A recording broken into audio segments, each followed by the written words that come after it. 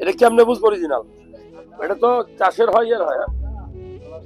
হ্যাঁ, ডলা দিলে লাল হবে, ডলা দিলে লাল হবে।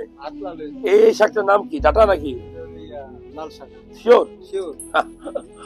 যারা ভিডিও দেখছেন, দুষ্টামি করলাম, এটা আসলে লাল শাক। আমি একজন ডাক্তার হিসেবে বলবো যে এই শাকের ধোয়ার নিয়ম হলো, প্রথমে ভালো করে ধুয়ে নিবেন, ধোয়ার পরে আপনি কাটবেন। হ্যাঁ, আপনি যদি কেটে এটা ধন, তাহলে এর ভিতরে রসটা চলে যাবে, কষটা চলে যাবে, রস আর কষ মানে ভিটামিনটা চলে যাবে। এটাতে প্রচুর ভিটামিন এ থাকে, ভিটামিন সি থাকে এবং আয়রন থাকে। আমি সবসময় বলি যে শাকসবজি, এখানে যত সবুজ শাকসবজি আছে এগুলো সব হলো আপনার ভিটামিন সমৃদ্ধ, ভিটামিন এ, সি এবং জিঙ্ক সমৃদ্ধ, আয়রন সমৃদ্ধ। আমরা কিন্তু ওষুধ খাওয়ার পাগল, আয়রন ক্যাপসুল কিনে খাই। আমি বলছি আপনি নিয়মিত এই সিজনে যদি কেউ সপ্তাহে 2 থেকে 3 দিন এই লাল শাক খায়, তাহলে তার পায়খানাটা লুজ হবে এবং রক্ত শূন্যতা রোগ থাকলে সেটা অবশ্যই দূর হবে।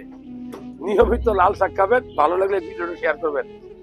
আর যদি ক্ষেত থাকে আমাদের জন্য পাঠায় যাবেন কোরিয়ার কিনা, যারা ভালোবাসেন আমারে। আপনি তো আমাকে চিনেন না, অনেক